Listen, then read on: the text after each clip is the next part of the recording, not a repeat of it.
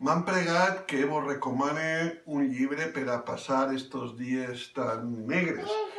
Triar un llibre és sempre molt difícil, i més un servidor que pot presumir que té una biblioteca de més de 2.000 llibres i que ara estic començant, després de molts anys, a catalogar. Ja n'ha catalogat 50, me'n queden 1.500, però jo penso que este confinament, com va per llarg, em donarà temps. El llibre en qüestió és de Silvestre Vilaplana, que a banda d'amic és company d'ofici, també és docent. L'anell del pescador.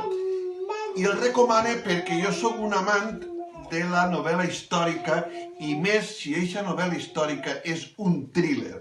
I si incluïm que parla de l'edat mitjana, de l'època medieval, i de dos figures a les que jo tinc molt interès, com és el Papa Luna i Fray Ansel de Turmeda, aleshores fan una lectura perfecta.